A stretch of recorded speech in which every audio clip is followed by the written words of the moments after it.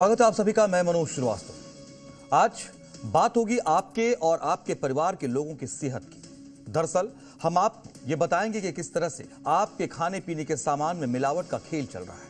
आज बाजार में मिलने वाली लगभग हर खाने की चीज में मिलावट का जहर घुलता जा रहा है। दूध, पनीर, घी, मसाले, जूस, सब्जी, तेल, बिस्किट, अंडे, कोई भी चीज सुरक्षित नहीं मानी जा सकती।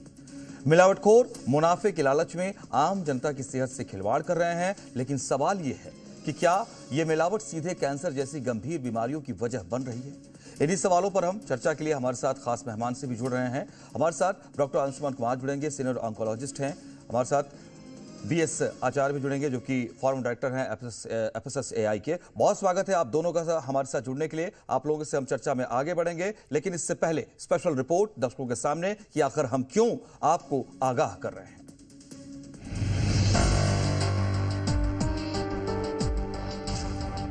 दूध पीने वाले हो जाएं सावधान।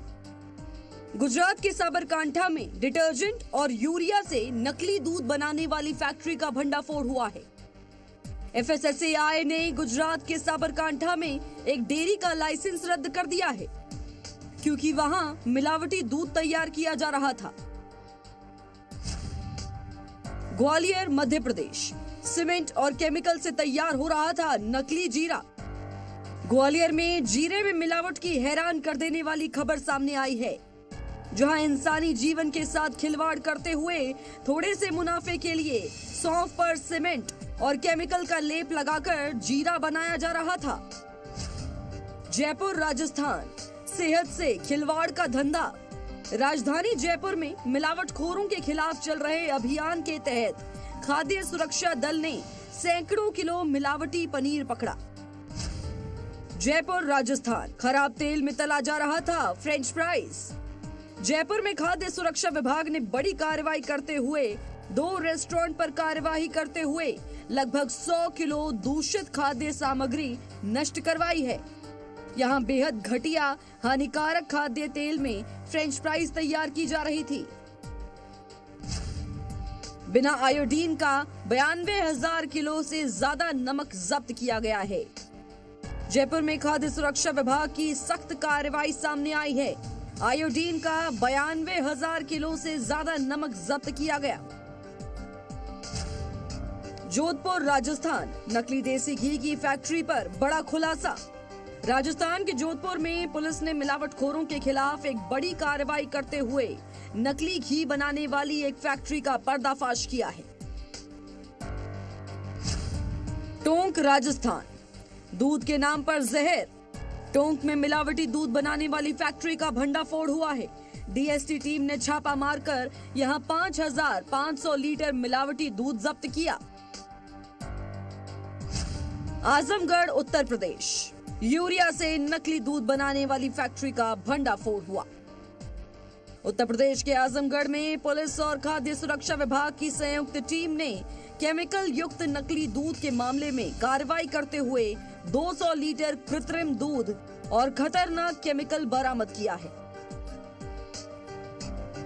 अगर आपको ऐसा लगता है कि बाजार में मिल रहे हर तरह के दूध और पनीर को खाकर आप अपनी हड्डियां मजबूत कर रहे हैं, या फिर इनके सेवन से आपको कैल्शियम और प्रोटीन मिल रहा है, तो आपको बता दें कि आप गलतफहमी का शिकार हो रहे हैं। मार्केट में धड़ल्ले से नकली दूध और पनीर बिक रहा है। देश भर में सब्जियों में मिलावट का मामला गंभीर होता जा रहा है। जानकारी के मुताबिक हरी सब्जियों को चमकदार बनाने के लिए कॉपर सल्फेट, मटर और हरी मिर्च पर हरे रंग का केमिकल, जबकि फूल गोभी को सफेद दिखाने के लिए ब्लीच और अन्य रसायनों का इस्तेमाल किया जा रहा है। टमाटर और फलों को जल्दी पकाने के लिए हानिकारक केमिकल का सहारा लिया जा रहा है। आपको बता दें, कई जगहों पर जूस पीना भी आपके लिए खतरनाक हो सकता है। दरअसल कई जगहों पर जूस की दुकान में संदिग्ध केमिकल मिला है, जहां जूस को गाढ़ा करने के लिए केमिकल को गाढ़ा किया जाता है। बड़ी कंपनियों के नाम पर नकली चाय पत्ती और नमक बेचे जाने का भंडाफोड़ हो चुका है। इन उत्पादों के सैकड़ों नकली पैकेट जब्त किए गए हैं। इतना ही नहीं, बाजार में धड़ल्ले से बिक रहे हैं नकली अंडे। खाद्य पदार्थों में मिलावट तब होती है जब भोजन में घटिया और अनधिकृत पदार्थ मिलाए जाते हैं या लागत कम करने या मुनाफा बढ़ाने के लिए आवश्यक पोषक तत्व निकाल दिए जाते हैं।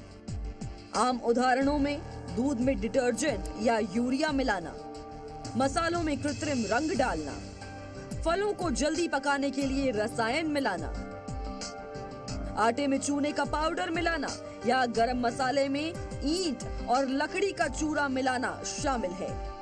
आजकल धड़ल्ले से ये काम चारों तरफ हो रहा है, यानी जानबूझकर आपकी आम आदमी की सेहत के साथ खिलवाड़ हो रहा है। ब्यूरो रिपोर्ट, जी मीडिया।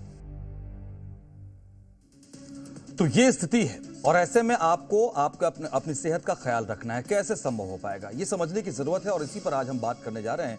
हमारे साथ senior oncologist doctor Anshuman Kumar बने हुए हैं। इसके अलावा हमारे साथ बीएस आचार्य भी बने हुए हैं, जो कि फॉर्मर डायरेक्टर हैं FSSAI के।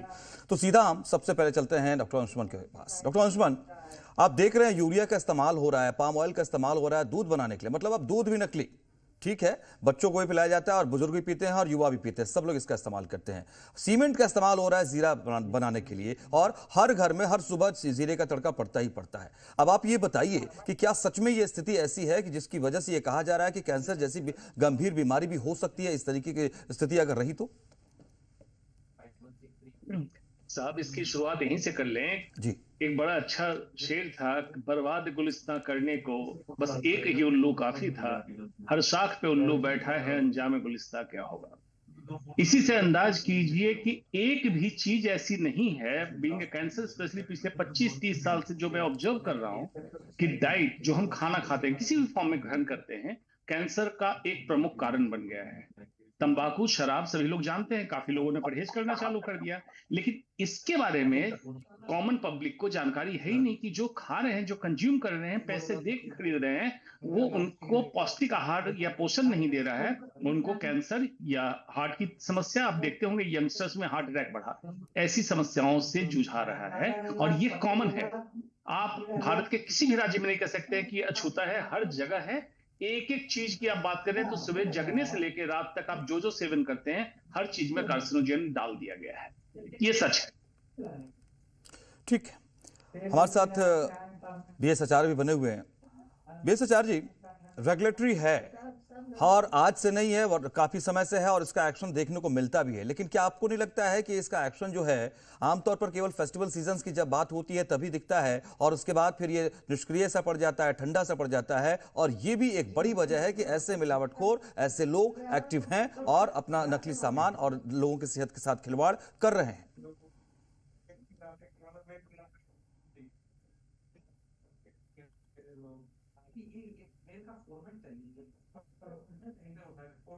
बीएस आचार्य जी, क्या आप हमें सुन पा रहे हैं?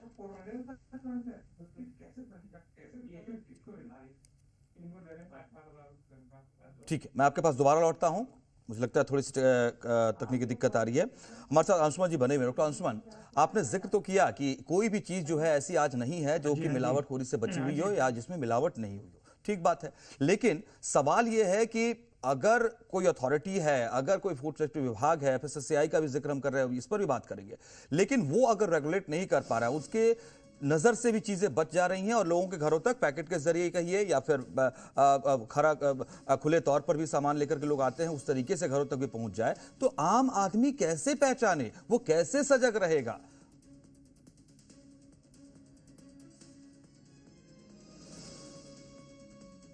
डॉक्टर अंशुमन।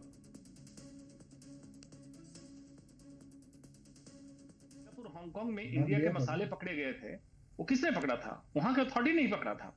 क्या भारत से ये मसाले बन के चले गए सिंगापुर तक? भारत की अथॉरिटी को पता नहीं था। उस समय भी कई प्रोग्राम में हम बैठे थे, स्पाइस बोर्ड ऑफ इंडिया और FSSAI के लोग थे, उनको ये कहना था FSSAI स्पाइस बोर्ड पे डालना था, स्पाइस बोर्ड FSSAI पे, ये उन्हीं का काम है। लेकिन अब कहिएगा कि आम जनता क्या करे जब तक ये बोर्ड एजेंसीज एक्टिव नहीं होती है। मैं हर समय कहता हूं as raw as possible, as natural as possible, मतलब फार्म के जितना करीब आपको प्रोड्यूस मिले उसी प्रोड्यूस को ले, कोशिश यही करें। जितने पैक्ड चीजें होंगी उसमें मिलावट मुनाफाखोरी के लिए किया जाएगा, मतलब चीजों को या तो सस्ता करके बेचे मार्केट कंपटीशन के तहत, या ज्यादा डिमांड ज्यादा है, सप्लाई कम है, तो उसको पूरा करने के लिए अथॉरिटी से बिना आपको लगता है कि भारत जैसे इतने कानून के दायरे में कोई बच सकता है? ये मिली भगत के बिना कुछ नहीं हो सकता, लेकिन उसका खामियाजा ऐसा है कि गर्भ में पल रहे बच्चे से लेके उसके स्वास्थ्य से लेके युवक से लेके एडल्ट हर इंसान बीमार हो रहा है, अलग अलग बीमारी का शिकार हो रहा है। गर्भ में पल रहे बच्चे को ऑर्गन डैमेज हो रहा है, किसी को हार्ट अटैक हो रहा है, किसी को कैंसर हो रहा है। क्यों ऐसा लगता है अस्पतालों की संख्या बढ़ती जा रही है? तो बीमारियां बढ़ाई जा रही है, इसमें कहीं कोई दो मत नहीं है। ठीक है, हमारे साथ एफएसएसएआई के फॉर्मर डायरेक्टर भी हैं, बीएस आचार्य जी भी हैं। बीएस आचार्य जी का एक बार फिर से रुक कर लेते हैं। बीएस आचार्य जी, क्या ये रेगुलेटरी के लिए हम फेलियर के तौर पर नहीं देखें? अगर जैसा मैंने जिक्र भी किया अभी डॉक्टर अंशुमान के साथ भी कि एफएसएसएआई है, उसके अलावा फूड सेफ्टी विभाग है, उनका एक्शन दिखता है, लेकिन शायद केवल फेस्टिव सीजन के तौर पर प्रेशर जब होता है मार्केट को लेकर के और लोगों की सेहत की जरूरत होती है, ज्यादा बात होती है तब, लेकिन इनएक्टिव है ये एक तरीके से। आप इसको स्वीकार करेंगे?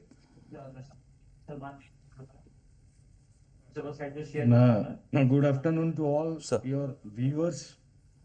You see, जब FSSAI के कंसर्न है, लॉ अपने जगह पे है, इंफ्रास्ट्रक्चर एनफोर्समेंट मशीनरीज वो भी अपने जगह पे हैं, काम हो रहा है, सर्विलेंस सैंपल उठ रहा है, एनफोर्समेंट सैंपल उठ रहा है through out the country, through central food safety officer and through food safety officer of the concerned states and union territories. इनको टारगेट दिया जाता है, जैसे आपने बताया ना त्योहार की पहले डिफरेंट टाइप्स ऑफ मिठाई एंड ऑल स्नैक्स, इस प्रोडक्ट के ऊपर भी सैम्पलिंग होता है। There is penalty provision also adequate, but the problem is the adulterations which is an intentional and deliberate attempt for financial gain of manufacturer or particularly manufacturer. So in order to curb these adulteration practices, what is the role of FSSAI now? They have to increase the surveillance samples, they have to increase the enforcement sample, and all the FSO and the other inspecting officer, they should be provided with rapid test kit. ठीक है, Along, they should carry the rapid test kit while going for inspections, and there itself they can detect is there any adulterations. Because in www.fssai.gov.in, I just wanted to inform all your viewers, in the website www.fssai.gov.in, there is a DART book is there. DART DART means detections of adulteration rapid kit.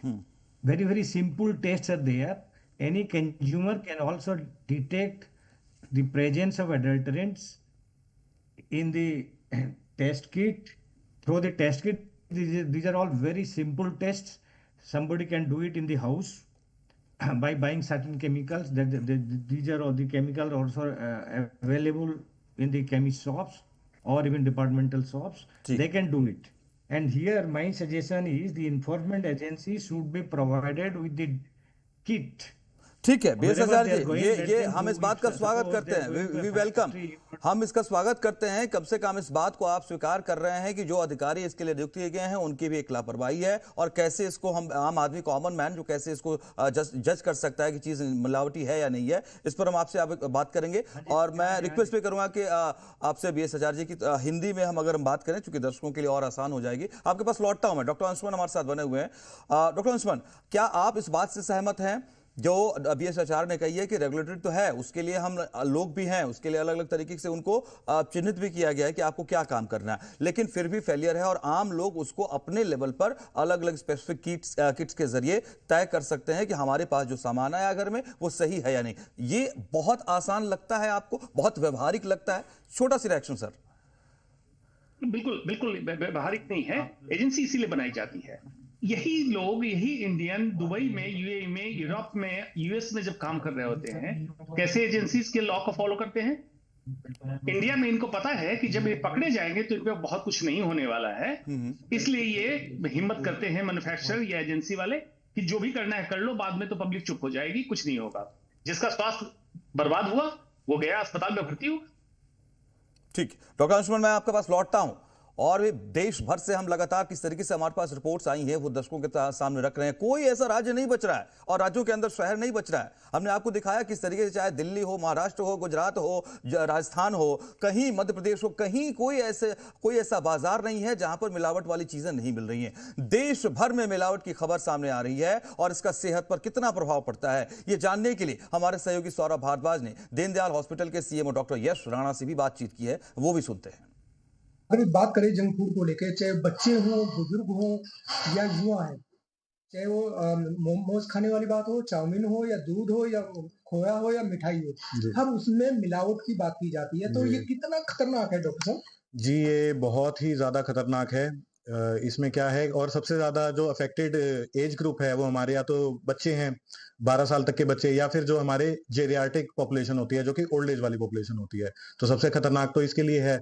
अब हम देखते हैं कि जैसे शादी ब्याह का माहौल चल रहा है, त्योहारों का माहौल चल रहा है, तो इसमें मिठाइयाँ बहुत बांटी जा रही हैं। और मिठाइयों में तो सबसे ज़्यादा ही मिलावट मेरे को आज के टाइम पे ऐसा लगता है कि है।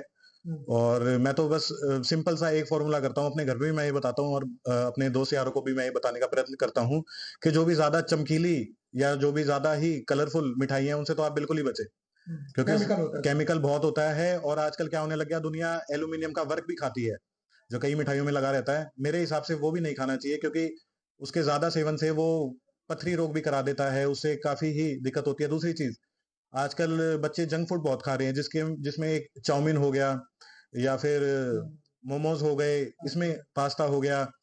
इन चीजों में सबसे ज्यादा है कि ये आप एक बार तो खा लोगे, आपको ज्यादा रियलाइज नहीं होगा कि कितना गलत है, पर इसके बार बार सेवन से क्या है, इसमें सबसे पहले तो है बहुत ही ज्यादा सोडियम, जो कि हम नमक भी बोल देते हैं आमतौर पे। ये क्या होता है कि इसको अगर ज्यादा सेवन कर रहे हैं तो कहीं ना कहीं ये बिल्कुल फैक्ट है कि आपका जो ब्लड प्रेशर होता है उसको इंक्रीज कराते हैं। सेकंड, उसमें होती है एमएसजी।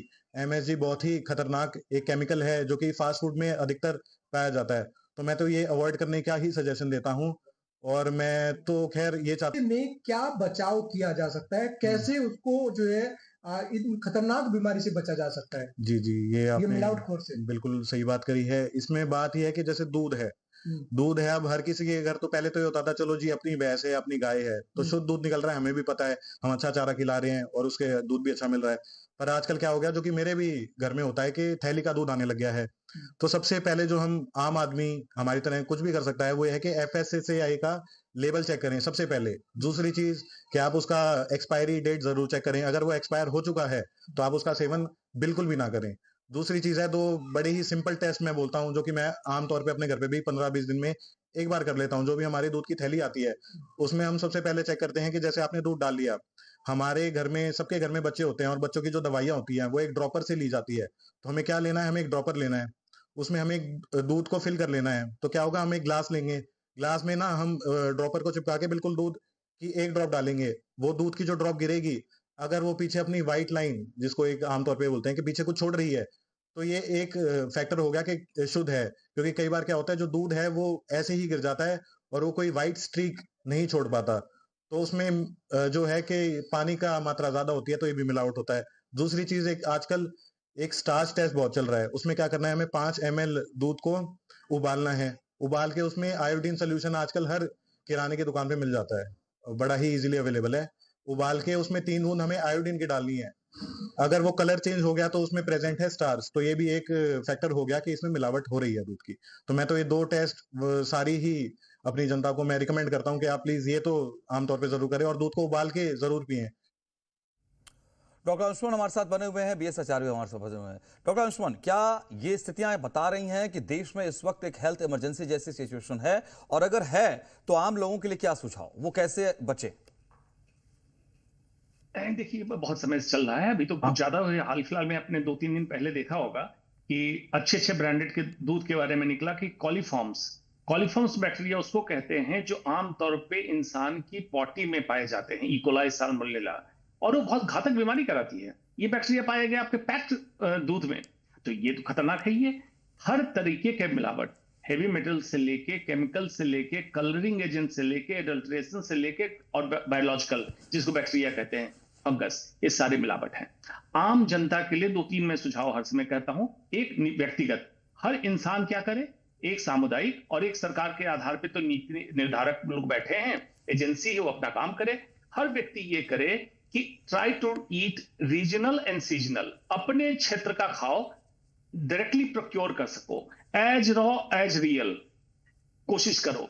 ज्यादा जो तमाशेबाजी हो रही है पैक्ट के चक्कर में कि टेलीविजन पे ये दिखाया गया वही खाना है, ये मत खाओ। नेचुरल प्रोडक्ट जहां किसानों से मिल सके डायरेक्टली जाइए, लाइए, अपनी खेती कर सकते हैं, ये भी एक तरीका है। लेकिन अगर छिलके वाली चीज में मिलावट है तो कम से कम छिलके से हटा सकते हैं, लेकिन जो लिक्विड फॉर्म की चीजों में मिलावट है वो आप निकाल नहीं सकते हैं, किसी फॉर्म में आप कंज्यूम करते हैं। इसलिए जागरूकता, जन जागरूकता आप जैसे चैनल वाले चला रहे हैं, इससे जागरूक हो, और पब्लिक जब डिमांड करेगी तो सरकार को एक्ट करना पड़ेगा, इसमें कोई दो बात। ठीक, बीएस आचार्य हमारे साथ बने हुए। बीएस आचार्य, आपने कुछ मैकेनिज्म का भी जिक्र किया, किट का भी जिक्र किया। मैं आपसे ये अब जानना चाहता और देश के लोग ये आपसे आश्वस्त होना चाहते हैं, क्योंकि आपका अनुभव है FSSAI को लेकर के, क्या इसमें जो जिम्मेदार अधिकारी है उनके खिलाफ सख्ती होनी चाहिए? क्या आपको लगता है कि जिस मैकेनिज्म का किट का आप जिक्र कर रहे हैं उसको जरूरी किया जाए, और ये कि आप ये अलग अलग जो मोहल्ले हैं या शहर हैं वहां घरों तक आप एक किट इस तरीके से पहुंचाएं, उनके आम लोगों के एक्सेस में लेकर आए,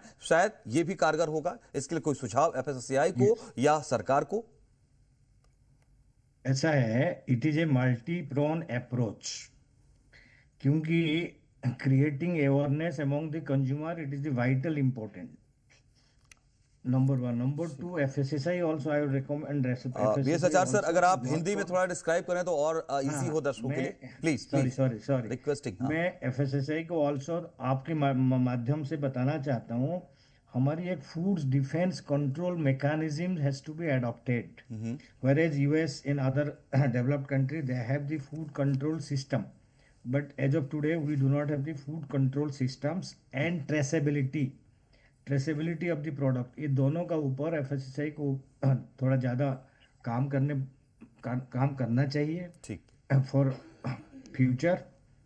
देन एनफोर्समेंट मैकेनिज्म को, although they are working very hard to increase, because they have, वो लोग एवरी FSO DO को अपना टारगेट भी दे चुके हैं for inspection, sampling, all the targets has been assigned, they are doing it, but you see country is such a big, no, so consumer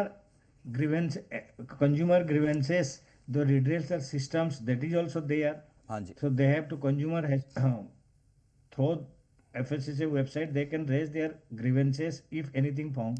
कोई भी चीज किसी के सामने दिखाई दे रहा है तो let them नहीं, आप ठीक कह रहे हैं, आप बिल्कुल सही कह रहे हैं बीएस आचार्य, आपने सही बात की कि मेजर्स हैं, नियम है, बॉडी है, कानून भी है, लेकिन अगर आम लोग भी जागरूक नहीं होंगे, उपभोक्ता भी जागरूक नहीं होंगे तो भी ये समस्या बनी रहेगी। इसलिए उनका भी जागरूक होना जरूरी है, ऐसे इश्यूज को रेज करना जरूरी है। बहुत शुक्रिया डॉक्टर अंशुमन आपका हमारे साथ जुड़ने के लिए, बीएस आचार्य आपका भी हमारे साथ जुड़ने के लिए, और आगे भी आपसे हम इस तरह के इश्यूज आएंगे तो जरूर बातचीत करते रहेंगे। बहुत शुक्रिया आप दोनों का। लेकिन इस कार्यक्रम के जरिए हमारा मकसद भी यही था, हम आपको जागरूक करें और जिस तरीके की व्यवस्था है, कानून है, उसका पालन करें, लेकिन आप भी जागरूक रहें, और ऐसी स्थिति अगर बनती है तो आप उसको रेज करें और जो बॉडीज हैं, जो सरकारें हैं, जो संस्थाएं, विभाग हैं, उन तक लेकर जाएं, ताकि ऐसे लोगों पर सख्ती बरती जाए।